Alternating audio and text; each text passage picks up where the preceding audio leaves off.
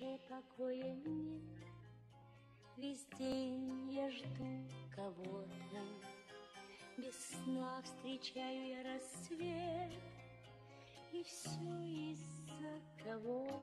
Ça y est, j'entre dans le vif du sujet, j'espère ne pas être trop long, mais finalement ce film, c'est presque, je n'ai pas besoin de faire quasiment un exposé, parce que c'est le fardeau de l'égalité, c'est exactement ça.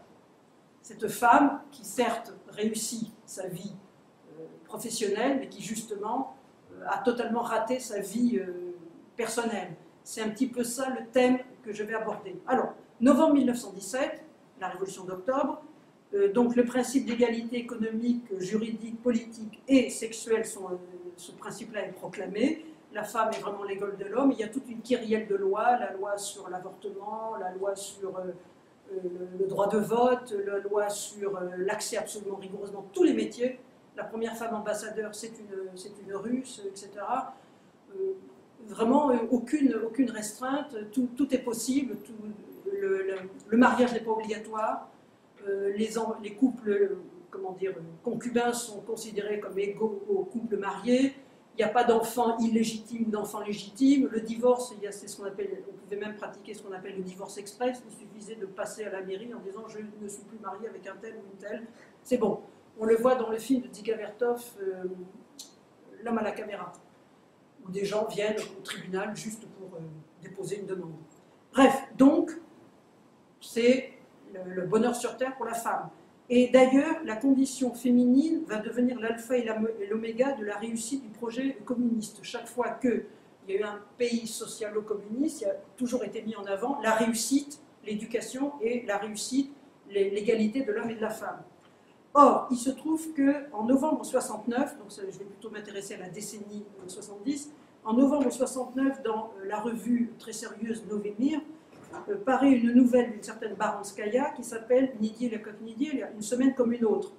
Et c'est du coup la condition féminine fait en URSS l'objet d'un débat passionné, tant dans la presse que dans la littérature. Et le cinéma évidemment ne peut rester à l'écart, car même si le cinéma soviétique ne traite pas à chaud et aussi spectaculairement l'actualité que le cinéma américain, il s'intéresse néanmoins aux problèmes de fond. Dès l'époque du muet, d'ailleurs, le statut de la femme a été abordé. Le mot d'ordre était alors à l'émancipation. Et le cinéma rend compte, évidemment, de tout ça. Mais un nouveau genre va émerger dans les années 60 et 70, qu'on appelle le женские film, les films féminins. Évidemment, le cinéma ne prétend pas être exhaustif. Malgré cette restriction, malgré l'optique souvent déformante de ce qu'on appelle le réalisme socialiste, c'est-à-dire que c'est un critère esthétique qui a été imposé à la littérature en 1934, mais qui s'est imposé à tous les arts après. Et je vous rappelle qu'un film soviétique ne pouvait pas sortir sans être passé par plusieurs commissions, et donc il fallait obligatoirement ne pas sortir de certains créneaux, on va dire. Bon, le cinéma reste un instrument privilégié de connaissance de l'URSS, car selon la formule de Pierre Sorlin, le cinéma ouvre souvent involontairement des perspectives sur ce que la société avoue d'elle-même et sur ce qu'elle refuse. Et les films sur les femmes sont très révélateurs de l'état de l'Union. J'ai finalement retenu comme représentatif 4 films, donc pas tout à fait celui-là, mais je vais quand même en parler, mais je vais parler de celui de la dernière fois. Il y a Je demande la parole, Parashuslova, 76, de Gleb Pamphilov. Alors, le résumé, un adolescent se tue accidentellement, sa mère revoit alors son passé, mariage, naissance de son fils, élection au poste de maire, parce qu'elle occupe, elle est maire d'une petite ville de province, projet, devoir officiel, options politiques et culturelles, décision, vie familiale, tout cela étant vécu selon l'ascétisme d'une foi complète en l'idéal socialiste. Il y a quelques interviews pour des questions personnelles, qui est un film de 78, de Lana Gogoberidze, c'est un film géorgien. Portrait d'une journaliste, je vous rappelle que l'URSS, à l'époque, était multi-ethnique. Portrait d'une journaliste à travers sa vie familiale, ses souvenirs d'enfance et son travail au courrier des lecteurs. Elle est amenée à rencontrer des femmes les plus diverses et à s'occuper d'affaires conflictuelles. Découvrant par hasard que son mari a une maîtresse, elle essaye en vain de le reconquérir. Ensuite, Moscou ne prend pas aux larmes, que en principe vous avez vu, de 79, de Vladimir Menchov. 3 jeunes provinciales débarquent à Moscou en 1957 pour trouver travail et bonheur. 20 ans plus tard, Tonia est une paisible mère de famille. Ludmila, divorcée, cherche toujours le beau mariage. Quant à Katia, abandonnée avec un bébé, elle est devenue directrice d'usine. Et là, elle rencontre Gosha, un simple ajusteur. Et enfin, le troisième film, qui s'appelle Moujiki, les bons hommes, de 81, donc c'est quasiment notre décennie, de Iskra Babic, c'est une femme. Le héros, en visite chez ses parents à la campagne, apprend qu'il a une fille de 14 ans dont la mère, son ancienne fiancée, vient de mourir. Il l'adopte, ainsi que ses deux frères, parce que la fiancée, entre-temps, s'était mariée, et malgré l'opposition de sa petite amie, qui le quitte. Bon, il s'agit à chaque fois de grands succès. Alors, je vais vous donner les chiffres. Pour Je demande la parole, qui est un film quand même d'un auteur, Pamphilov, ça fait 4,6 millions de spectateurs. Non, pardon, excusez-moi, ça fait 9 millions de spectateurs. 3 millions, c'était un échec en URSS.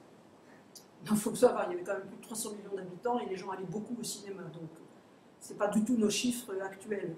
Ensuite, vous avez quelques interviews, qui est quand même un film non russe, géorgien, il a fait 4,6 millions. Alors, Moscou ne croit pas aux larmes, c'est quasiment, il a crevé tous les records, puisque c'est 84,4 millions de spectateurs à l'époque. Depuis, ça a dû être vu par des centaines, puisque ça repasse à la télévision. Et enfin, Moujiki, les bons hommes, c'est 38,4 millions de spectateurs, et sélectionné au Festival de Berlin. Je vous dis, ça serait peut-être intéressant aussi de le programmer une autre fois. Donc, il s'agit à chaque fois de succès, parce que moi, quand je parle du cinéma soviétique, je parle rarement des films marginaux, parce qu'un film, c'est comme un livre. Si un livre n'est pas lu, quel est son impact, quel est son intérêt? Peut-être intéressant, mais l'impact. Et un film, s'il n'est pas vu, c'est comme s'il n'existait pas. Donc, je préfère parler des films que les gens ont vus. Alors, il faut évidemment signaler que termes soviétiques et russes, même si c'est les années 70, se confondent, puisque de toute façon les films russes et ukrainiens étaient majoritaires en URSS. Sur une production annuelle d'environ 145, 150 films, les studios centraux, c'est-à-dire tous les studios de la RSFSR, la Russie, c'était Leningrad, c'était Moscou, il y avait aussi Sverdlov, et puis il y avait les studios ukrainiens, c'est-à-dire Kiev et Odessa. Et donc, il faisait environ 65,5% de toute la production annuelle, c'est-à-dire environ 95 films. Seuls les films russes étaient largement distribués dans tout le pays, alors que les films des autres républiques circulaient moins, parce que si un film était tourné en arménien, il fallait le doubler en russe pour qu'il soit diffusé. Parce que c'est un peu comme l'anglais en Inde, je sais pas, en Afrique, le français servant de langue commune à toutes les ethnies, donc le russe servant de langue commune à tout le monde, il fallait qu'un film tourné dans une langue d'une république donnée soit doublé en russe pour être diffusé partout. C'est pour ça d'ailleurs que pendant longtemps, il y a des films kirghizes qui ont été présentés comme des originaux. En fait, c'était la version doublée à Moscou qui était présentée. Et quelques interviews pour des questions personnelles a été doublées en russe pour être diffusées sur tout le territoire. Bref, donc, par contre, tous les films russes circulaient absolument partout. Alors, pourquoi j'ai quand même pris quelques interviews? D'abord parce que c'est un film de femmes, et ensuite parce que c'est le premier film géorgien bien diffusé dans toute l'URSS depuis Le Père du Soldat, qui est un film de 64, qui est un film patriotique. Donc, pas du tout la même motivation. Et enfin, il faut savoir quand même que le modèle russe s'imposait, le modèle occidental, européen, russe s'imposait partout. À partir de ces 4 films, je propose de tracer le portrait de la femme soviétique, donc russe, d'en dégager les implications et de définir l'enjeu de cette image de la femme. C'est une citadine, d'une ville plutôt importante, habitant un appartement confortable, soignée, coquette, elle a un métier très prenant, des responsabilités, elle est mère dont je demande. Elle est directrice de combinat dans Moscou ne croit pas aux larmes, elle est journaliste enquêtrice dans quelques interviews. Sérieuse, compétente, elle aime son travail et s'y investit totalement. Elle est intégrée à la société. Citation d'un critique de positif. Ce que filme Pamphilov dont je demande, ce ne sont pas les valeurs de la société soviétique symbolisées par un modèle idéal, mais la manière très réelle et très particulière dont Uvarova, l'héroïne, les incarne physiquement et spirituellement. Nous voyons un personnage qui porte ces valeurs en lui. Fin de citation. La société facilite la mobilité. N'importe qui peut s'élever dans l'économie. On va bien dans Moscou de croit pas aux larmes. De simple ouvrière, elle va devenir directrice importante d'un combinat, puisque même la télévision veut la filmer. Comme en politique, dont je demande la parole, elle est devenue mère.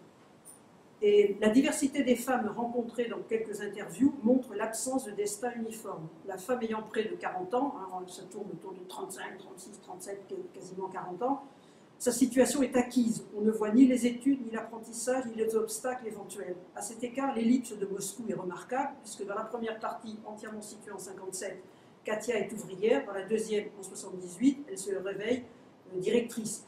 C'est un saut temporel et hiérarchique instantané. Elle a atteint un certain niveau et ne progresse plus. Quant à sa vie privée, elle est mariée. Je parle toujours des 3 films que j'ai mentionnés au début. Elle est mariée avec 2 enfants, garçons et filles, dans Je demande et dans quelques interviews, où elle est mère célibataire dans Moscou.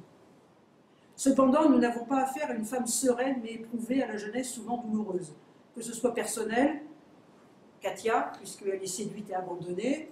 Là, on apprend que dans Romance de bureau, cette jolie laide a été délaissée au profit de sa meilleure amie, par son premier amour. Katia, donc, est aussi liée, ou c'est lié à l'histoire, puisque dans quelques interviews, Sofiko est élevée par ses tantes après l'arrestation de sa mère pendant les purges. Il y a une allusion aux arrestations des années 30. Surmontant ses chagrins, chacune a reconquis un certain équilibre.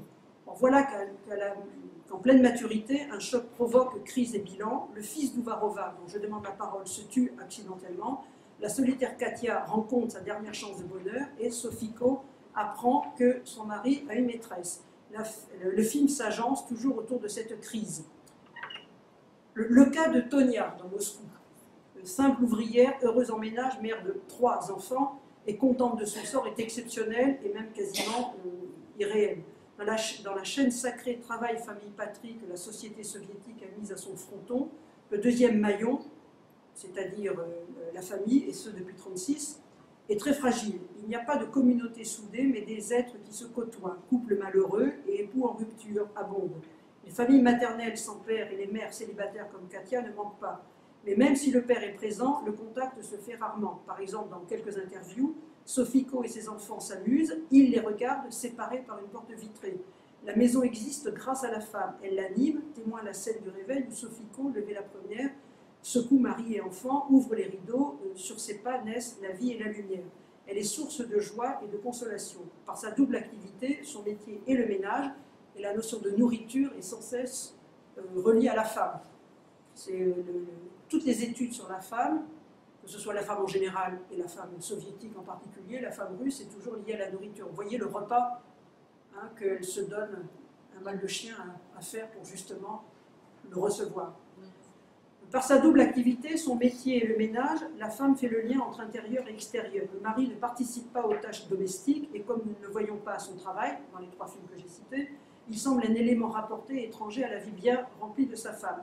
Mais son métier la comble-t-elle vraiment? Et comment entre-t-il dans l'intrigue? Autrement dit, quelle est la proportion des séquences au travail et hors travail? Nous constatons que si le métier est déplaisant, sous-qualifié ou méprisé, n'est que mentionné. Nous savons à peine que l'heureuse Tania est peintre en bâtiment. On le voit au début du film. On la voit peintre, d'ailleurs tout le monde elle travaille sur les chantiers, mais après, c'est voilà aussi des conquêtes de l'égalité soviétique que certaines femmes regrettaient, qu'elles aient le droit de travailler sur les chantiers exactement comme les hommes. Sur les échafaudages. C'était partout. Il y avait cantonnières, il n'y avait aucun métier, travailler dans la mine, etc. Il n'y avait aucun métier interdit. Donc, si le métier, oui, il n'est que mentionné. Nous savons à peine que l'heureuse Tonia est peintre en bâtiment.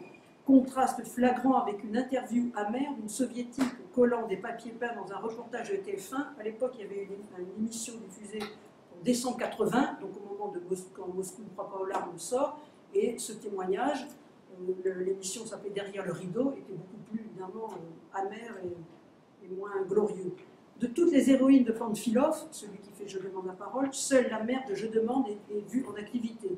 Mais son projet de développement est remis sine die. Elle doit se contenter de gérer l'héritage du maire précédent, car les véritables décisions sont prises à un niveau supérieur où les femmes sont rares. Son élan est stoppé. Et alors là, il faut faire un retour en arrière et mentionner un film absolument phare de la cinématographie soviétique qui s'appelle Membre du gouvernement, avec cette actrice. Ah, hop, voilà. C'est un cadre de ce film, Membre du gouvernement, de 1930. 1939, voilà c'est ça, de 1939, c'était fait par un duo, c'était aussi une des caractéristiques du cinéma soviétique de l'entre-deux-guerres, qu'il y ait deux cinéastes qui travaillent ensemble. Ça se trouve il y en avait énormément, Kozintsev et Traubert, Reifit, Césarki, etc. Et où l'ascension était ininterrompue. La paysanne illettrée Sokolova y devenait députée au Soviet suprême. Vous comprenez? Directrice de kolkhoz et députée au Soviet suprême. Donc je demande la parole cite explicitement ce film. Membre du gouvernement se terminait par le discours vibrant de Sokolova à la tribune du Kremlin. Donc je demande commence et se termine par Uvarova, puisque tout le film est un flashback. Uvarova, donc l'héroïne, noyée dans la foule des députés à la session du Soviet suprême. Mais les doutes et le sentiment d'impuissance ont replacé optimisme et triomphalisme, parce qu'elle fait passer un billet pour pouvoir parler à la tribune, à Chouslov, mais on ne sait pas si on va lui accorder la parole. Le film se termine sur juste est-ce que oui ou non elle va pouvoir s'exprimer. Donc les doutes et le sentiment d'impuissance ont remplacé optimisme et triomphalisme.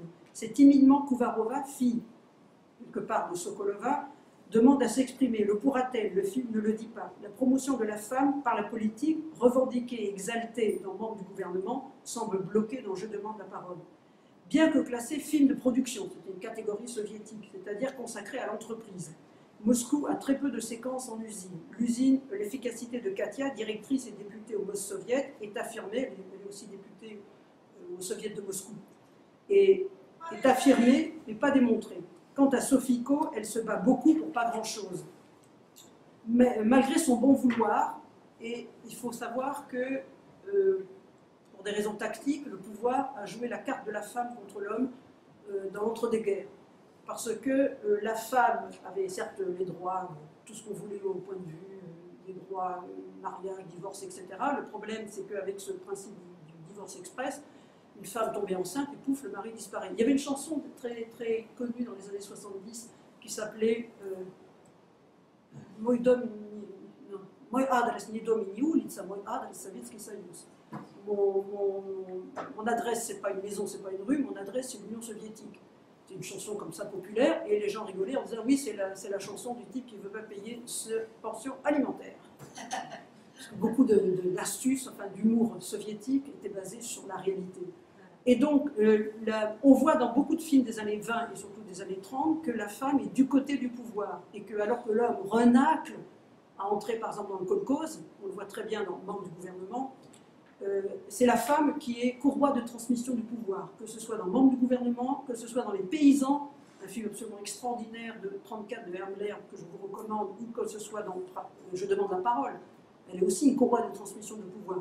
Donc, malgré son bon vouloir, la femme active présente finalement une image peu attrayante, des efforts contrariés, des résultats parfois dérisoires, un travail décevant, une famille ébranlée, tels sont les deux axes principaux de ces films.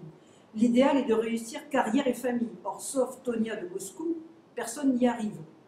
Il y a la contradiction, d'un côté travailler normal, voire obligatoire, puisque le slogan des grands mots d'ordre des années 20, en fait, il faudrait peut-être que vous alliez voir l'exposition rouge qui est au Grand Palais, pour l'esthétique de l'Union soviétique de 17 à la mort de Staline, et il y a beaucoup d'extraits de films. Ça, c'est très intéressant, justement. Alors, ils ne sont pas toujours bien expliqués, mais ils sont quand même à voir. Et donc, oui, d'un côté, travailler normal, parce que celui qui ne travaille pas était considéré comme... Les gens devaient travailler. Si vous n'aviez pas un travail, vous étiez considéré comme fainéant, parasite. Et par exemple, le poète Brodsky a été raté parce qu'il n'ayant pas de travail, il était accusé de parasitisme. Le terme russe, en français, on parasitisme ou fainéantisme, et condamné pour ça. Donc il fallait impérativement avoir un travail. D'un côté, travailler est normal et indispensable, mais de l'autre, ce travail arrive toujours en conflit avec la vie privée et sentimentale. Quelques interviews vont plus loin et contestent le choix du métier par la femme. On lui propose un poste plus stable, moins prenant, secrétaire au lieu d'enquêtrice, parce qu'elle est au courrier des lecteurs et en fonction des lettres qu'elle reçoit, éventuellement, elle va sur le terrain pour voir si c'est vrai. Par l'offre de son chef de service, la société veut que priorité soit donnée au foyer. Elle refuse et essaie de tout concilier. C'est l'échec. Et ça me fait penser que j'aurais pas dû écrire sur fond violet parce que je ne vois pas. Tant pis, je ne sais pas ce que j'ai dit. Bon, c'est l'échec. Alors que pour Sokolova, dans le membre du gouvernement, la politique et le métier passaient avant la famille. Mieux, son mari, décidé à la quitter, finissait par lui revenir. Et ce qu'il faut savoir, c'est que oui, c'est l'échec. Le fils d'Oubarova, dont je demande la parole, se tue à cause d'elle. Alors là, il y a un truc rigolo, c'est qu'elle est championne avant d'être mère, elle était sportive, championne de tir. Or, il se tue en trouvant une arme, et il se tue accidentellement, en trouvant une arme. Pas chez elle, pas à la maison, mais dehors. Et alors, je me rappelle, je faisais... comment dire, dans ce film, c'est le metteur en scène est Pamphilov, et l'actrice est Tchourikova, ils sont mari et femme. Et donc, ils donnent toujours des interviews ensemble, on ne peut pas avoir l'un sans l'autre. Et donc, je demande, comme ça, est-ce que, par hasard, ne serait pas la mort du fils, est-ce qu'elle ne porte pas une part de responsabilité? Tchourikova, l'actrice, pas du tout. Lui, bien sûr que si. Donc, elle le regarde comme ça, c'est-à-dire qu'il avait écrit le scénario, mais sans lui dire qu'en dessous, et alors je lui demande de s'expliquer, elle me dit, ben oui, en tant que tireuse professionnelle, il aurait dû transmettre son savoir et qu'on ne ramasse pas une arme et qu'on ne s'amuse pas à rigoler avec une arme, enfin voilà. Et donc, tout ça pour dire que des fois, même à l'intérieur des couples, il y a des choses, des vrais couples, il y a des choses qui se passent. Et pourtant, la famille doit rester unie. Le cinéma défend l'institution du mariage. Si la mère célibataire ne choque pas dans Moscou, elle n'a qu'un enfant, car deux relèveraient d'un non-conformisme total, systématique, demeure relâchée. Les divorcés ont tort. Ludmila, par exemple, de Moscou, qui n'arrive pas justement à se caser. Et l'adultère est condamné. Oui, quand dans Moscou ne croit pas aux larmes, l'héroïne, elle a une liaison avec un homme marié, il est complètement grotesque. C'est pas du tout une relation épanouie. Et donc, vous avez vu 3 dans un sous-sol, en principe, et à l'époque, 3 dans un sous-sol de 27 de Abraham Rome, où l'héroïne, après une valse hésitation entre le mari et l'amant, partait seule enceinte. Et d'ailleurs, il y a beaucoup de films des années 20, plus les années 30, mais dans les années 20, on trouve beaucoup de films, un certain nombre de films où l'héroïne est enceinte, elle n'a pas de compagnon, ou si elle en a un, bon, elle le rejette, etc. Vous avez par exemple 4K, Pomme de Renette, de 27, je crois, de Hermley. Et donc, ça symbolisait, ça avait valeur de symbole. Cette femme enceinte, elle va engendrer le nouveau monde soviétique, socialiste. Ça avait aussi valeur de ça. Et que la femme était maîtresse de son destin. Ça avait une double fonction. Donc, et pourtant, l'optimisme, malgré malgré les efforts des femmes, nous sentons un manque de confiance dans le couple. L'optimisme reste mesuré, le happy end hésitant, l'avenir incertain. De plus, si tous les autres médias, la littérature et la Constitution exaltent la maternité, ça c'est depuis 1936, il y avait le titre de mère héroïne. On avait une médaille si on avait 10 enfants. Et insiste sur la fonction éducative de la cellule familiale. Le cinéma ne voit que les tempêtes du couple, et l'harmonie entre hommes et femmes paraît impossible. Chacun reste de son côté, entre les sexes, la force règle les rapports, c'est la fameuse Ktokavo, qui l'emportera sur qui. Avant de trancher, il faut aussi s'intéresser peut-être de plus près à l'homme. L'image de l'homme contredit et complète celle de la femme. Elle est forte ou faible selon le sujet et le genre. Vous avez bien vu, là, plus la femme est forte, plus l'homme est faible. C'était presque caricatural. Je ne me rappelle plus que c'était à ce point-là aussi long, disons. D'habitude, c'est plus fugitif. Si le héros du film de production, un homme d'action, est un homme, l'action ne sort pas de l'entreprise. Et le côté domestique devient secondaire, voire manque totalement, comme dans La Prime de Michaëlian en 1975. C'est un long huis clos à l'occasion d'une réunion du parti. L'homme fait alors preuve de dynamisme, de courage, d'audace, d'esprit d'équipe. Les femmes, épouses ou collègues sont alors reléguées au second plan. L'homme aussi est un être fort dans les films de guerre civile ou grande patriotique, la Seconde Guerre mondiale, où le plus souvent la femme joue les utilités en infirmière ou radio. Elle fait la radio, elle fait le bon. D'ailleurs, dans cette catégorie, les enfants sont presque toujours des garçons recueillis par des soldats. Vous avez par exemple les orphelins. C'est comme ça qu'on avait traduit le titre Padranki, le film de 1976 de Nicolas Boubenko. En somme, révolution, patrie, économie, l'homme est là quand c'est important et seul. Par contre, il est défaillant en famille, il se révèle faible, hésitant, lâche même dans son rôle de père et de mari. Alors là, je dois faire une petite pause pour dire que c'est la faute à Pouchkine. C'est la faute à Pouchkine. Tout ça, c'est à cause de lui. Parce qu'il a écrit Eugène Onegin, dans lequel vous avez une femme qui est plus forte que lui, plus intègre. Voilà, plus intègre. Et il a créé un modèle Et toutes les héroïnes littéraires du 19e siècle, vous prenez, comment dire, toutes les héroïnes de Tolstoï, non pas de Tolstoï, Tourgueniev, évidemment, Tourgueniev, et même un peu Natacha Rostova de Tolstoï, justement, elle ne va pas respecter la parole donnée à son fiancé, c'est pour ça qu'il meurt, d'ailleurs, à Borodine. C'est lié. Elle trahit, là, il meurt. Vous avez ça dans Qu'en fassent les cigognes. C'est le moment où elle dort avec le cou, enfin, elle couche, où elle est violée, c'est pas très clair. Non, c'est vrai, c'est pas très clair. Avec le cousin de son mari, qu'à ce moment-là, il est tué, et il est tué, une balle l'atteint, une balle allemande, mais on ne voit pas l'allemand, au moment où il dit le mot mariage, ça. C'est à ce moment-là, pile. Donc, la trahison de la femme a des répercussions sûres. Dans Eugène Onegin, Tatiana, il faut absolument que vous... Et Tchaïkovski, qui pourtant n'était pas porté sur les femmes, était en admiration totale devant l'œuvre de Pouchkine, Eugène Onegin. C'est-à-dire que, je ne sais pas si vous connaissez Eugène Onegin, lui c'est un dandy qui vient de la grande ville, il tombe sur une provinciale qui tombe amoureuse de lui, elle lui écrit une lettre qui est absolument splendide, où elle déclare sa flamme, un peu comme hein, d'ailleurs comme comment dire, Olga, c'est elle qui prend les devants, il lui fait la leçon en disant heureusement vous êtes tombé sur quelqu'un de bien, parce que moi j'en profite pas, mais ça ne se fait pas qu'une jeune fille écrive à un homme marié, rien, elle dit plus rien, un homme comme ça, et non, il est célibataire, et puis il tue en duel quelqu'un, il doit fuir à un étranger, quand il revient, sur qui il tombe dans un bal à Saint-Pétersbourg, sur Tatiana qui depuis s'est mariée avec un prince. Et là, brusquement, il tombe amoureux d'elle. Et il lui fait une cour effrénée. Et elle, rien. Et puis, il force sa porte et il la trouve dans son boudoir, en train de lire une lettre en pleurs. Et elle lui dit, oui, je vous aime, bien sûr. Mais vous m'avez dédaigné. Pourquoi vous ne l'avez pas voulu de moi à l'époque où j'étais jeune provinciale? Est-ce que c'est parce que maintenant je suis une fille, comment dire, quelqu'un du monde que vous m'aimez? Je vous aime, mais je suis mariée, je resterai fidèle à ma parole jusqu'à la fin de ma vie. Et ça crée un modèle absolument intenable, d'ailleurs, pour les femmes, de fidélité qu'on va retrouver chez les femmes des décembristes. Aussi, c'est pareil.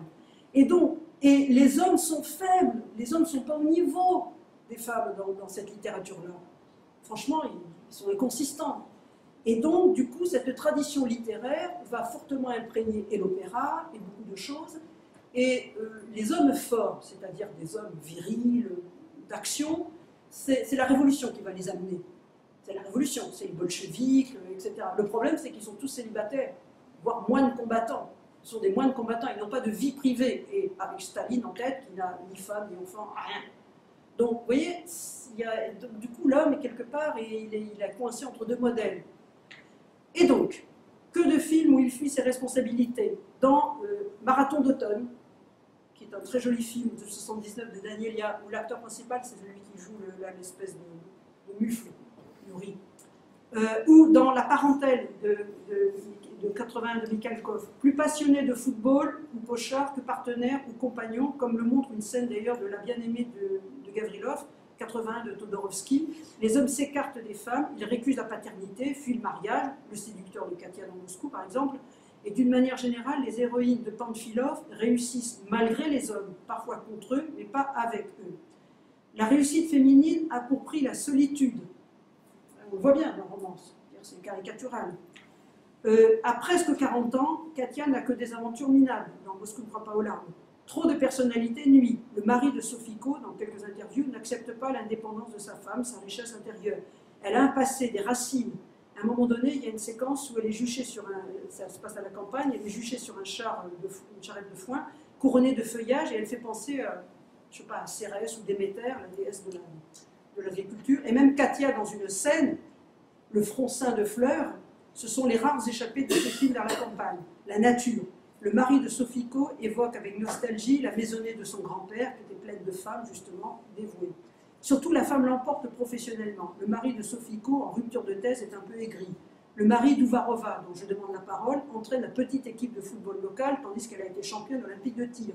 Dans Moscou, Katia est directrice d'usine, Gosha est ajusteur. Sofiko joue en vain à un moment donné la séductrice pour récupérer son mari, mais elle ne peut étouffer sa véritable nature. Or, quand la femme domine, l'homme faiblit. c'est vaste communicant.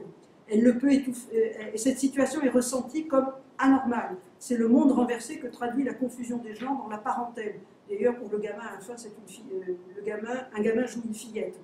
Et seul avec Moscou, quand j'avais écrit ce texte il y a quelque temps, Romance de bureau, de Riazanov, aborde le problème de la hiérarchie. Le chef de service est une virago et l'employé un grand dadais timide. Dans une scène clé, ça part d'ailleurs où ça bascule, où ils échangent les rôles. D'ailleurs, c'est très rigolo parce que il s'appelle, elle lui donne du Ludmila Prokofyevna, lui il lui donne du Anatoly Yefremich, c'est-à-dire que l'homme joue la femme joue l'homme, etc. Ils inversent leur situation, il est dans le fauteuil directorial, il est dans le fauteuil directorial, elle est dans le fauteuil des subordonnés. Et donc, dans cette scène clé, ils échangent sexe et rôle. Il s'assoit dans son fauteuil, elle prend la place, et à partir de là, donc tout ne va pas rentrer dans l'ordre parce qu'il faut encore 3h30, parce que le film avait prévu de donner le temps au temps de se développer. Mais c'est à partir de là que tout bascule. C'est la mégère apprivoisée, version soviétique. En fait, c'est la mégère apprivoisée, c'est exactement ça. Cassante avec ses subordonnés, Katia de Moscou se fait humble devant son ajusteur de Gauchin. Car comme le dit ce dernier, citation, « Dans une famille, l'homme doit avoir une position supérieure par sa situation professionnelle. Si la femme a un salaire ou un poste plus élevé, ce n'est pas une famille. » C'est ça qui vous gêne. Mais comment justifier un tel effacement quand on sait la piètre opinion des femmes sur les hommes? C'est ça aussi, c'est très intéressant. Il y avait un numéro d'une revue qui s'appelait Problèmes politiques et sociaux de 80. Les adolescents de 14-15 ans priaient de classer les qualités féminines, mettant en premier la fierté et la volonté, et placent le respect des garçons en 13e ou 14e position. Pourquoi faudrait-il les respecter? Ils sont grossiers et paresseux. Donc d'un côté il y a ça, mais de l'autre côté il y a une demande malgré tout. Opinion renforcée par le cinéma quand il s'agit de la famille. Alors le scénariste de Moscou a écrit: depuis un certain temps, l'écran était envahi par des drames familiaux, amorphes, lents. Il n'y avait plus de héros d'action, d'hommes virils susceptibles de devenir des modèles pour les adolescents. Et de nous offrir avec Moscou, Gaucha, un homme fort, responsable, attentionné, bref, toutes les qualités réclamées par les femmes, comme en témoignait, parce que en 74-75, il y avait un feuilleton. La télé aussi doit entrer dans. Si vous vous intéressez au cinéma, il faut absolument s'intéresser à la télé, et pas seulement parce qu'aujourd'hui les séries sont aussi bonnes que les films, mais parce que quelquefois les gens voyaient plus des séries à la télé que des films. Et vous aviez un film de la BBC qui s'appelait La saga des Forsyth, d'après un truc littéraire que j'ai pas lu, c'est un machin anglais. Et il y avait un personnage de Soames Forsyth. Bien que dénoncé comme un affreux capitaliste réactionnaire, un journaliste disait qu'il les avait toutes séduites par ses attentions et sa politesse. Différence évidemment avec l'homme russe, un peu grossier et brutal. Gaucha mélange, alors là justement on a quoi? Gaucha mélange l'ouvrier et l'intellectuel. Ajusteur, statistiquement le métier le plus répandu en URSS, mais travaillant pour un milieu prestigieux des chercheurs qui le déclarent indispensable. Le choix de l'acteur Batalov pour l'incarner en renforce l'impact. Ouvrier dans ses premiers films, fiancé idéal dans Quand passent les cigognes, 57, de Kalatozov, le seul film qui a eu une palme d'or à Cannes. Jamais avant, jamais depuis. Ils ont des grands prix, ils ont des prix spéciaux, tout ce que vous voulez, mais Quand passent les cigognes est le seul film à avoir eu la palme d'or. Et le seul film qui a bien marché en France, quelque chose comme 5 millions de spectateurs. Et chaque fois que quelque part on programme Quand passent les cigognes, c'est la foule. Des gens viennent qui l'ont vu autrefois, c'est un film phare qu'il faudrait bien regarder. Parce qu'en fait, Quand passent les cigognes, si j'en peux en parler une autre fois, c'est le schéma de Guerépé. C'est Guerépé qui est repris de manière ponctuelle. Bref, donc, Batalov, ouvrier dans ses premiers films, fiancé dans Quand passent les cigognes, et savant attachant dans 9 jours d'une année, un film très important de 61 de Mikhaïl Rom, Gaucha est manuel, certes, mais pas ordinaire, il sait tout faire, travailler, cuisiner, se battre et citer Dioclétien. L'homme parfait, doux et dur à la fois, qui respecte le travail de sa femme, l'aide à la maison, l'accompagne aux courses, mais affirme d'emblée son leadership. Citation: Tiens-toi pour dit que ce sera toujours moi qui prendrai les décisions pour la simple raison que je suis un homme. Sa force tranquille subjugue Katia, même la fille, donc, Katia, et la fille et les spectatrices. Ouvrez les guillemets, j'ai agi comme un homme normal, protégé et décidé. Tu n'admirerais pas une femme parce qu'elle fait la lessive et sait préparer un repas, dit-il à sa future belle-fille, après une bagarre. C'est un véritable discours sur la répartition des rôles et des tâches qui rejoint la thèse de Baranskaya, l'auteur que je vous ai signalé au début, qui en 69 avait écrit ce récit, qui est un très joli récit d'ailleurs, justement qui montre la difficulté d'une femme d'être l'égale de l'homme. C'est 69, ça s'appelle Une semaine comme une autre, dit la petite Vienne. Franchement, je vous le recommande. Il y avait une réplique qui était rigolote, on disait, l'héroïne racontait que dans son bureau, le bureau où elle travaillait, on avait fait passer un papier disant « Est-ce que vous faites du sport ?» Elle dit « Oui, je fais du sport, je cours après le bus. je cours après les enfants pour les rattraper, etc. » Donc voilà, il y avait des choses comme ça. Et il y avait une discussion avec le week-end où son mari l'aidait pas trop aux tâches ménagères. Donc la femme, que dit Baranskaya? La femme peut être l'égale de l'homme dans le travail, mais pas tout le temps. Et selon le travail, l'homme l'emporte sur la femme par la force physique, l'endurance et le sang-froid. Psychologie masculine et féminine diffèrent quelque peu. Voilà pourquoi dans certains domaines de la science, dans certaines sphères d'activité pratique, par exemple en physique, mathématiques, aéronautique pour l'installation des lignes à haute tension, et le gouvernement de l'État, les hommes l'emportent. Ce qui n'empêche pas quelques femmes de se distinguer et de briller dans ces mêmes domaines. Donc c'est cet auteur féministe qui aussi dit ça. Donc c'est peut-être à voir, c'est peut-être aussi un constat, plutôt qu'une revendication. Et alors pour le gouvernement, ce qui est rigolo, c'est que, je ne sais pas si vous connaissez la phrase de Lénine, disant que dans le cadre de l'Union soviétique, enfin de la société communiste, l'État dépérirait, l'État devait disparaître tout de suite, et que même une cuisinière serait capable de diriger l'État. C'est pour ça que diriger l'État, au départ, c'était même une femme pouvait le faire. Vu le succès de Moscou, Papaolin, les femmes aimeraient rencontrer dans la vie un compagnon aussi solide. En fait, c'est vrai, elles sont réalistes quand on les interroge, ça n'empêche pas qu'elles ont envie, au cinéma, de voir autre chose. C'est le problème du cinéma, d'ailleurs, qui est aussi un art de distraction.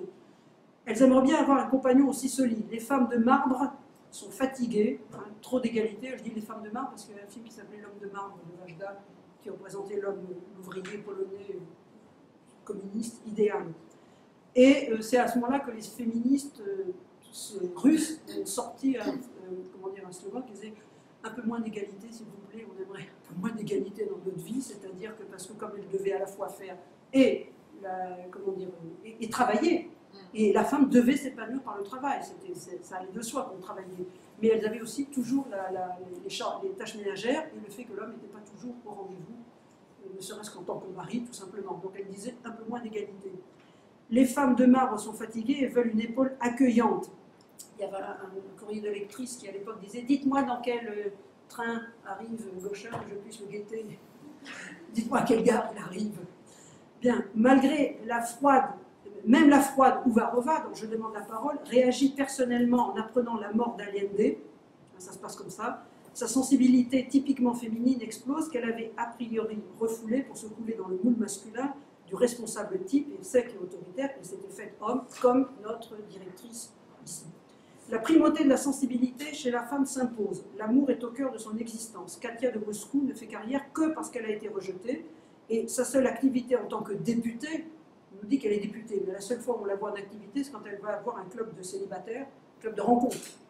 C'est le seul. Mais en même temps, c'est un reflet aussi de sa situation personnelle.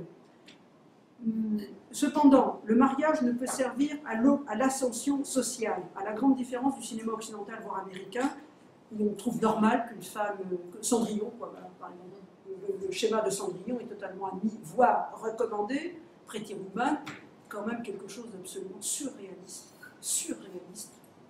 qu'une fille, parce que c'est une prostituée. Alors, évidemment, c'est Julia Roberts, donc elle n'est absolument pas crédible, mais ça ne fait rien. Julia Roberts, qui est une fille dans la rue, c'est même pas une prostituée call girl, au vol, c'est une fille levée dans la rue, et il l'épouse, lui, le businessman. Et d'ailleurs, à un moment donné, il y a une réplique, si vous voyez le film Pretty Woman, elle dit « Je veux le conte de fées ». I want the fairy tale. C'est dit clairement, donc elle veut, donc c'est un conte de fées totalement irréaliste, Pretty Woman. Mais c'est admis par les faiseurs de films et c'est admis par la société, qu'une femme puisse réussir par un mariage. Tandis que dans l'Union soviétique, ah non, pas du tout, puisque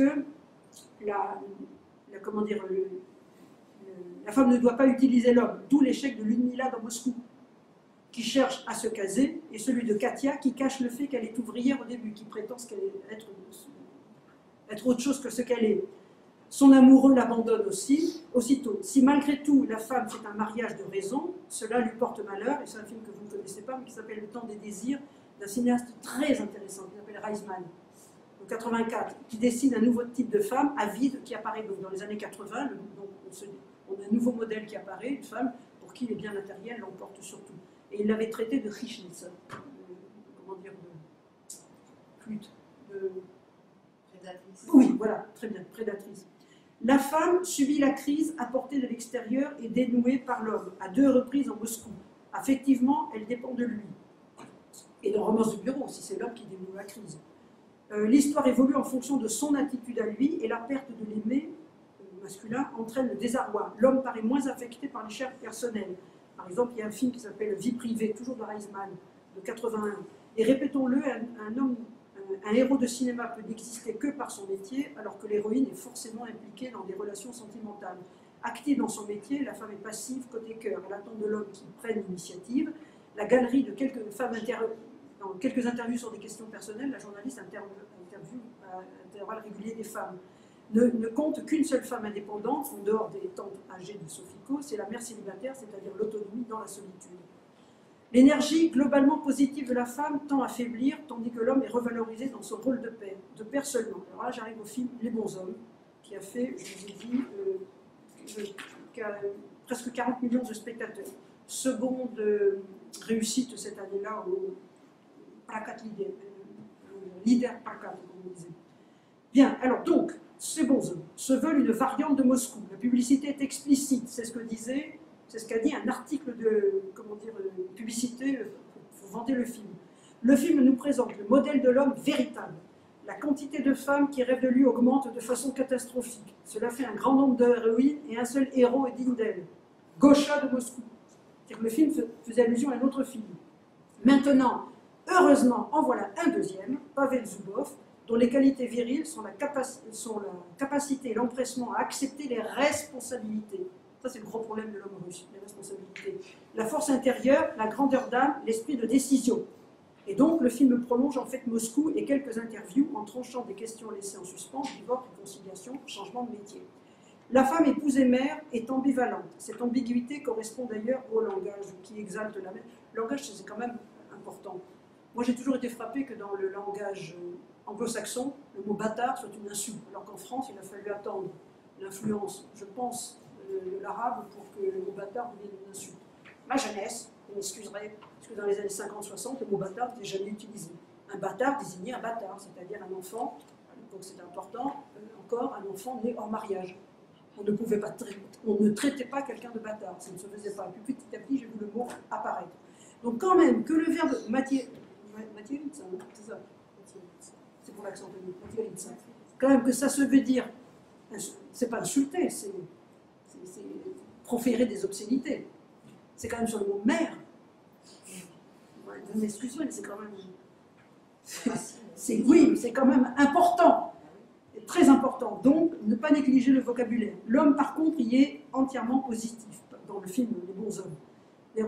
Pas les hommes, les bons hommes, Pavel, le héros, a autrefois quitté sa fiancée calomniée par sa mère. D'ailleurs, ce personnage de mère possessive, hostile aux amours de son fils, n'est pas rare et abonde dans les films consacrés aux amours adolescents. Il y a eu toute une série. Amour adolescent contrarié. À cette image négative s'oppose la bonne mère, la fiancée de Pavel, que Pavel ne savait pas enceinte. Elle élève sans rancune sa fille, se marie même pour lui donner un père et deux frères, toujours cette idée de famille, et meurt tendre et douce. La fille, réplique vivante, prend le relais. Elle est prête à abandonner ses études, donc son futur métier, pour tenir la maison. Le couple père-fille, donc le film vient après Moscou, le couple père-fille a remplacé le tandem mari-femme. La confusion des genres est totale, la femme et fille, épouse et mère, non pas successivement, mais simultanément. Et il y a quand même une interview de Tarkovsky, parce qu'on a beau être un grand cinéaste, on peut être un beauf aussi. C'est une chose qu'on ne dit jamais. Tolstoï, c'est quand même très bizarre qu'on dit. des femmes. C'est un très grand écrivain. Dans Le Miroir, à propos du miroir, oui, dans Le Miroir de Tarkovsky, 74, la même actrice joue les deux rôles, la mère et l'épouse du personnage principal. Et dans une interview, il le dit carrément, je ne vois pas de grande différence entre mère et épouse. Interview à France Urs, magazine, en mars 78. Voilà. Elle est dotée de toutes les qualités traditionnelles, donc dans l'héroïne, la gamine héroïne des beaux hommes, abnégation, douceur, soumission à la famille et l'homme. Et il y avait un poème qui a été publié dans Des femmes et Russie, qui était des textes underground des féministes russes, qui disait « La fille deviendra femme et mère et sœur et épouse, elle ira les border et les éveiller, elle leur remettra du vin pour leur route, elle accompagnera son mari et son fils, elle les embrassera au bout du chemin. » Ce type de femme ne se rencontrait que dans les films historiques qui renvoient à l'ancienne société patriarcale. Les épouses des décembristes, on y arrive, en sont l'archétype qui suivent en Sibérie leur mari. Non, alors ça c'est vrai. Les décembristes, c'est donc le 14 décembre 1825, un groupe de militaires, d'aristocrates, plutôt aristocrates que militaires, essayent de tenter un coup d'État et d'instaurer une monarchie constitutionnelle. Ça dure une journée, le 14 décembre. Ils commencent le matin, le soir ils sont arrêtés. Et, parce qu'ils n'ont pas été suivis. C'était dans une improvisation totale. Enfin, c'est assez impressionnant. Et la place où ils ont été finalement cernés, et ça s'appelle la place des décembristes à Saint-Pétersbourg actuellement. Et donc, leur épouse, qui n'était absolument pas au courant de leur société secrète et de leurs intentions, n'ont jamais été, ne serait-ce qu'interrogés, questionnés, concernés. On savait très bien qu'elles n'y étaient pour rien. Sauf que quand ils ont été condamnés à être envoyés au bagne, dégradés de tout, perdant toute leur fortune, tout, et envoyés au bagne, elles les ont suivis, non pas par amour, mais par devoir. On les a épousés pour le meilleur et pour le pire, ça a été spontané, on les a épousés pour le meilleur et pour le pire, on les suivra. Et donc ce modèle des femmes décembristes, plus Tatiana de Onegin, mais l'expression femme de décembriste, pour dire d'une femme infidèle, c'est une vraie femme de décembriste. Donc c'est devenu proverbial. Bien. Et donc, ah oui, alors les femmes des décembristes qui suivirent en Sibérie leur mari, non par conviction politique ni par amour, mais par devoir, comme le montre un très joli film de 1975 de Motin qui s'appelle L'étoile Zvezda Plenitude, l'étoile du bonheur enchanteur. Très très beau. La femme est dévouée au mari et la mère au fils. Qu'elle soit illustre comme la mère du tsar dans La jeunesse de Pierre le Grand, 81 de Gerasimov, ou anonyme comme la jeune fille de Lénine à Paris, 81, Yudkevitch, qui dépose une gerbe au mausolée tandis qu'une voix off dit « Veux-tu que ton fils » elle est jeune, elle n'est même pas enceinte. Donc cet enfant n'est qu'hypothétique et a fortiori son sexe. « Veux-tu que ton fils naît, vive sur une terre où il sera libre, et non pas en parole, mais en réalité ?» À propos, il faudrait étudier de près l'image de la femme dans les films sur Lénine, et dans l'iconographie aussi. Ce serait instructif. À côté de la mère par excellence, sorte de Marie laïque, la mère de Lénine, vous avez la dilogie de metteur en scène Donskoy qui s'appelle Le cœur d'une mère, 66, et Le dévouement d'une mère, 67. On trouve la fidèle Krupskaya, plus secrétaire modèle qu'épouse aimée. Et alors, j'avais trouvé dans un manuel pour enfants, alors je sais pas, comme c'était déjà un peu lourd tout ce que j'avais, voilà, c'est ce tableau, c'est en couleur, donc voilà. Ça aussi, Lénine, c'est comme le Christ, hein, Lénine et les enfants. Lénine laissait venir avoir les petits-enfants. Et alors, le truc là, les machins qui n'ont même pas de visage, c'est Krupskaya là, qui le suit derrière. Enfin, c'est la secrétaire modèle. Hein. Ah bon, déjà? J'ai été 10 fois plus long que prévu. Excusez-moi. Bref, je voulais dire que, pourtant, quand vous le disiez, je me suis trop interrompue. Donc voilà. Ce que je voulais dire aussi, c'est que dans les années 20, il y avait le modèle des femmes combattantes, des femmes, et il y a eu, à partir des années 20 et 30, surtout la sublimation sexuelle qu'on trouve dans le manuel du prolétaire, et c'est...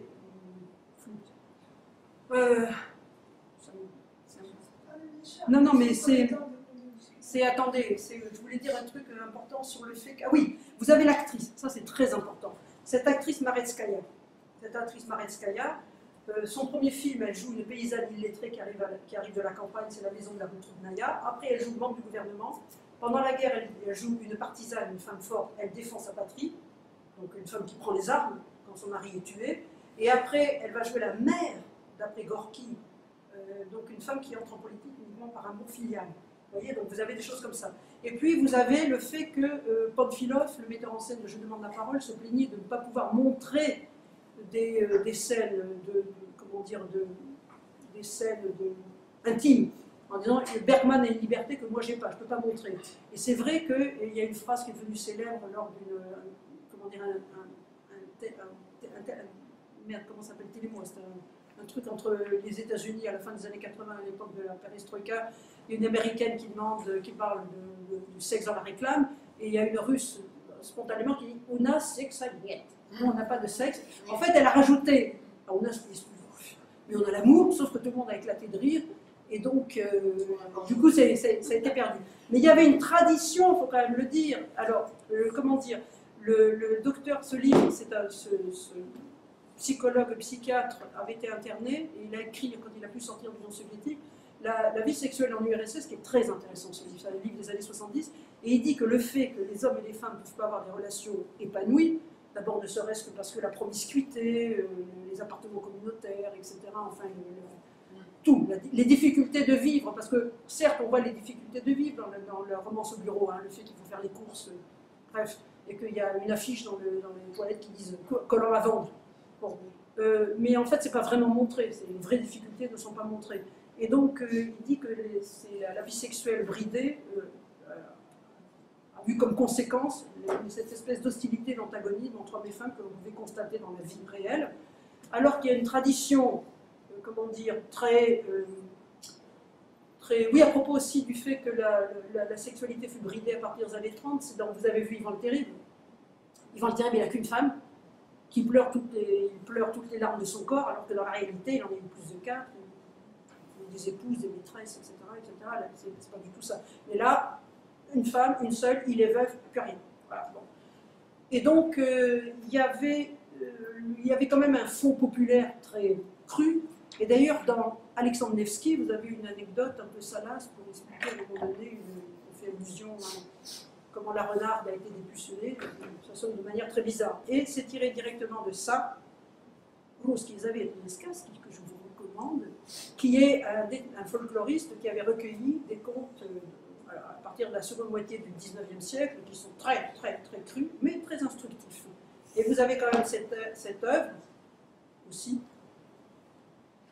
Lucas le Couillu, et on faisait circuler à partir des années 60, il y a eu, par exemple, le personnage de la femme forte de Tchapaïev.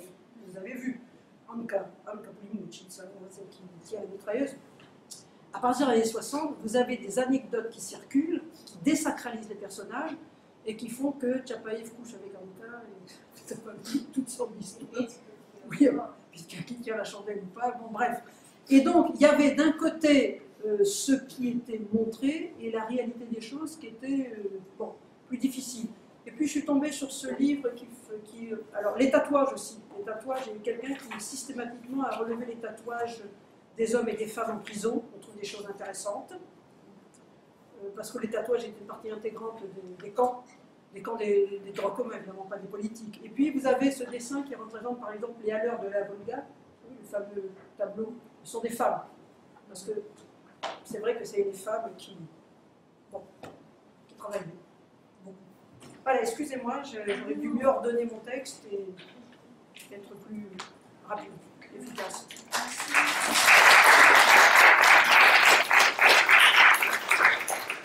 Alors, merci infiniment pour cette action passionnante, on n'a pas vu le temps passer. C'est juste pour qu'on ait le temps de poser quelques questions, parce que j'imagine qu'il va y en avoir. Oui? Non? Vous n'avez pas de réaction à propos de votre... Vous êtes sans réaction? Mais le choix était bien des films qui montrent une évolution de la femme dans le programme. Là, les questions.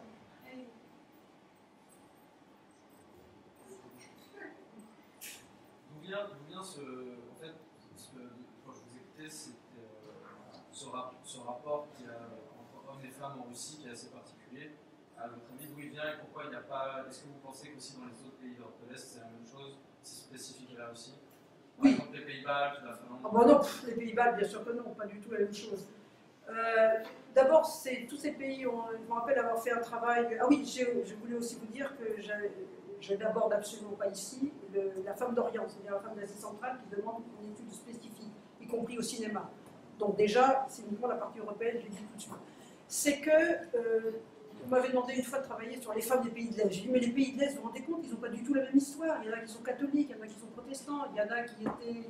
Et à part l'URSS, tous les autres sont devenus communistes après 1945. Après 1945. Une partie de la Pologne relevait de l'Autriche, l'autre de la Russie. La Bulgarie était dans l'orbite russe. Vous voyez, les Hongrois, pas du tout. Pas du tout, même. Et donc, ça fait des histoires différentes. Ensuite, il y a l'histoire spécifique de la Russie. La Russie, c'est comme la blague qui disait le roi Lear de Shakespeare. Ça, c'est un récit pour les enfants. C'est le fait que l'histoire russe est tragique. Il rappelle le pays va bien, alors il y a une catastrophe historique qui arrive. C'est quand même formidable. J'avais calculé qu'il y avait plus d'années de guerre et de catastrophes, de guerre intérieure en Union soviétique au XXe siècle que d'années de paix. Parce que quand il n'y a pas la Première Guerre mondiale, il y a la guerre civile, après il y a la famine, la collectivisation, après il y a la Seconde Guerre mondiale, après de nouveau il y a la famine, après il y a la guerre en Tchétchénie, etc. Et il y a aussi un truc très important, c'est que régulièrement les hommes disparaissent. Les hommes disparaissent parce qu'ils partent au combat. Et il y a un phénomène qu'on appelle Bizatsovchina, l'absence de père. Et même lui, il y a tout un livre sur Solzhenitsyn en disant qu'une partie de sa trajectoire vient du fait qu'il n'a pas eu de père. Et comme beaucoup, quasiment toute une génération n'a pas eu de père parce qu'ils ont été, soit ils sont morts à la guerre, soit il y a le goulag, il y a les arrestations, les purges qui ont fait que l'homme aussi n'était rien devant le pouvoir. Donc c'est pas un modèle. Et le servage a quand même créé une image d'un homme. Alors évidemment, Eugène Onegin, la Tatiana de Eugène Onegin ou les héroïnes de Tolstoï, c'est l'aristocratie, c'est le tout en haut. Donc c'est un cercle très étroit de gens libres. Mais 80% de la population était illettrée en 1917. 80% de la population, je ne sais pas si vous vous rendez compte, illettrée. Et d'ailleurs, si vous regardez le film, c'est très important de regarder le film, parce que même un film hyper de propagande, hyper encadré, etc., on voit toujours des trucs. Il y a un film La Terre, par exemple, d'Ovchenko, sur la collectivisation. Si vous regardez bien, il n'y a quasiment pas d'hommes à la campagne. Et vous voyez des gens, des femmes pieds nus. Alors qu'en France, les gens ont des chaussures depuis le XVIIIe siècle, c'est pas possible. Et là, des fois, on voit des trucs comme ça, vous voyez, des choses qui émergent. Et donc, le servage, ça voulait dire que... Parce que le servage, ce n'est pas l'esclavage. L'esclavage, ce sont des populations qu'on fait venir d'ailleurs, qu'on peut considérer comme différentes de soi, inférieures, qui n'a pas de rapport avec, par exemple, les Noirs en Amérique, aux États-Unis. Tandis que là, le servage, ce sont des gens, exemple, ayant la même origine ethnique, la même religion, qu'on pouvait acheter et vendre. Jusqu'en 1860. Jusqu'en 1860, il y a le servage dans la partie européenne. Et donc, c'est des hommes qui sont sans pouvoir. Donc la femme a l'habitude d'affronter. Il y a un poème de Nekrasov qui dit « La femme russe, elle est capable d'arrêter un cheval au galop et d'entrer dans l'espace en flamme. » Donc il y a une image de la femme forte russe qui prend en charge parce qu'elle n'a pas le choix.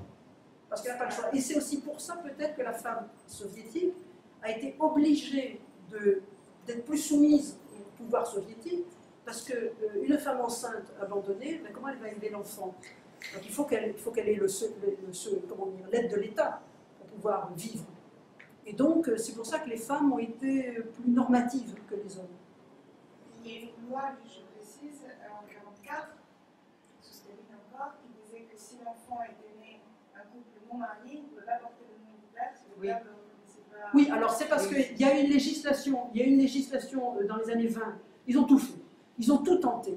Dans les années 20, même des choses que les féministes ont découvertes beaucoup plus tard, les années 20, c'est un laboratoire de la modernité absolument fantastique en URSS, dans tous les domaines.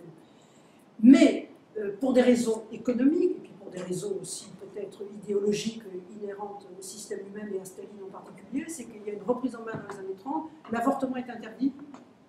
L'avortement est interdit, le mariage devient, le divorce devient quasiment impossible. On remet les uniformes, c'est-à-dire que les écoliers retrouvent les uniformes dans les années 30, les écoliers soviétiques ont exactement les mêmes uniformes que les enfants de l'époque tsariste. On remet en 1943, pendant la Seconde Guerre mondiale, on remet des épaulettes. Vous voyez, il y a une reprise en main. Et dans la chute, pour parler de comment dire, la sublimation sexuelle, dans la chute de Berlin, qui est un film de, je ne me rappelle plus, 42 ou 43, l'ouvrier vient dire à son chef, son contremaître, il faut me changer d'atelier, parce que je pense toujours à Natacha, là, et ça je ne peux plus travailler. Donc, il y avait une demande comment dire, dans les années 30 de faire des enfants, comme tous les régimes totalitaires, faire des enfants, d'où l'interdiction de l'avortement, d'où la difficulté du divorce, et de travailler pour la machine d'État. Les années 60 voient justement la fin de ce modèle trop rigide. Oui. Récemment, il y avait un documentaire, je ne sais plus sur la chaîne, qui parlait de la condition féminine pendant la Seconde Guerre mondiale, mais c'était plus large que la Russie, c'était en Europe. Il y a eu un passage sur la Russie. Pour la première fois, les Russes ont eu la première armée à incorporer en fait, des femmes sur le front. Elles portaient vraiment une uniforme militaire et d'une certaine manière, elles étaient à l'égal des hommes pendant le combat. Oui, mais c'est une vieille tradition russe aussi, puisqu'il y avait déjà des femmes dans la Première Guerre mondiale, et le dernier régiment à défendre le Palais d'Hiver, lors de la prise du Palais d'Hiver, c'est un régiment de femmes. Donc des femmes portant les hommes, mais encore une fois, comment vous expliquer, oui, alors l'armée rouge avait intégré des femmes, il y avait même un régiment une escadrille de pilotes que les Allemands redoutaient plus particulièrement, de pilotes femmes, qu'ils appelaient les sorcières de la nuit, parce qu'elles étaient, elles savaient que si elles tombaient prisonnières, elles seraient massacrées par les Allemands, donc elles ne faisaient pas de quartier elles-mêmes quand c'était une escadrille d'élite, mais elles ont eu du mal, enfin, comment vous expliquer ça? J'ai vu exactement la même chose dans un documentaire sur le Vietnam. Les femmes dans la guerre du Vietnam, du côté vietnamien, étaient mises en valeur, alors là, elles sont comme nous, etc. Sauf qu'après, elles n'ont pas pu se recaser dans la société civile. Les hommes ne voulaient pas de femmes. Il y a de très bons livres sur ça. Les hommes ne voulaient pas de femmes. Et donc, il leur est arrivé un peu la même chose en Union soviétique. Les femmes, après, ont eu un peu de mal. Les femmes qui étaient trop guerrières, si j'ose dire, ont eu un peu de mal. Mais c'est vrai que les femmes étaient sur le front. Il y a le film, La Capitaine. La capitaine. Ah, mais ça, c'est les années 20. Oui, mais les femmes ont été très... Oui, il y a une femme au Politburo sous Lénine, c'est Kollontai. Et il y a des femmes ministres, il y a une ministresse de la culture, la Furtseva, etc. Oui, les femmes. Mais petit à petit, ça va se tasser. Par exemple, quasiment tous les enseignantes, c'était des femmes, mais quasiment tous les directeurs d'école, c'était des hommes. Beaucoup de femmes étaient médecins. Être médecin, c'était pas prestigieux en URSS. C'était pas bon, c'est un métier comme un autre. Par contre, non, vous voyez, le curseur est différent. Mais les chirurgiens sont des hommes. Mais voilà, ou les directeurs d'hôpitaux, etc. Il y avait mais c'est... Alors, moi, j'avais lu un truc intéressant sur le métier. Est-ce que le fait qu'un métier se féminise, c'est une conquête des femmes, ou c'est parce que les hommes en sont partis? Et pour l'enseignement, je pense que, en France, je pense que c'est ça. Si les femmes ont pu avoir autant accès à l'enseignement, c'est parce que les hommes eux-mêmes y tenaient moins. C'est très difficile de déterminer à quel moment quelque chose est positif ou négatif. Sur la guerre, les femmes dans la guerre, je renvoie au livre de Svetlana Alexievich. Oui, la guerre n'a pas le visage de femme. Il y a eu un spectacle qui avait été tiré. Oui. Qui était terrible, mais qui était bien. Et nous, on a vu, il y a 2 séances, Azov Izdistik. Ah oui, les hommes sont calmes. Et il y a eu, ah oui, en fait, ça me fait penser. Il y a eu un remake il y a 3-4 ans. Ah bah oui. Oui, parce que du coup, les jeunes là-bas sont comme ici. Ah, les films en noir et blanc. Ah, non. Donc, un metteur en scène a dit que c'est dommage que ce film-là, les hommes ici sont calmes, ne soit plus montré. Donc, il en a fait un remake. Et il y a une tradition du remake en enfin, je ne sais pas pourquoi, non, partout. Par exemple, là, le Romance au bureau, il y a eu un remake, je ne sais plus, attendez, je vais vous dire ça. Il y a eu un remake en... Mince alors, j'ai oublié de mettre l'année. Ah, 2011. 2011, le film ne dure que 87 minutes, c'est une durée humaine. C'est un film ukraino-russe, 2011 on peut encore, et celui qui joue le rôle du grand dindé, alors là, c'est le président actuel de l'Ukraine. Quand je suis allée voir, je suis allée vérifier, je me suis dit, oh non, Vladimir Zelensky, non, c'est pas vrai, c'est un homonyme. Je suis allée vérifier, non, non, non, donc Vladimir Zelensky, il a joué le rôle dans le remake de Romance de bureau, en 87. Beaucoup de films font l'objet de remake, mais c'est intéressant pour l'histoire soviétique, par exemple, que dans les années 60, à l'époque du dégel, on ait fait des remakes des années 20. Là, ça montrait, par exemple, le 41e. Ça montrait le chemin parcouru, justement, par la femme, par exemple. Oui. Comment vous considérez, depuis 91, chute de l'Union soviétique, est-ce que cette idée de femme forte s'est poursuivie après, jusqu'à aujourd'hui? Comment vous la considérez aujourd'hui? Ben, c'est un peu difficile parce que, d'abord, le public a tellement changé. Le public soviétique n'est plus là. Les gens regardent pas beaucoup de films. Les films russes ont un mal de chien. Il a fallu que le ministre de la Culture impose un quota, c'est-à-dire un cinéma à une aide. Si jamais il ne rentre pas dans ses frais, une salle de cinéma à une aide, s'il programme la moitié de ses salles en films russes pour contrer les films américains, qui là-bas font la meilleure partie du marché, évidemment, comme partie. Et donc, des femmes fortes, non, il n'y a aucun film qui n'émerge. Ben, je vais vous dire une chose, le cinéma russe est moins bon depuis la fin de l'URSS. Tout le monde le constate, on ne sait pas pourquoi. Les films sont moins intéressants. Non, c'est vrai, je vous assure. Il y a peut-être que la censure obligeait à faire des choses plus fines et plus intéressantes, ou que les problèmes étaient plus intéressants. Et aussi, le problème de l'URSS, de la Russie, c'est qu'ils ont du mal à traiter leurs propres problèmes. Il y a un film sur la guerre en Afghanistan qui devait faire la clôture du festival du cinéma à Moscou.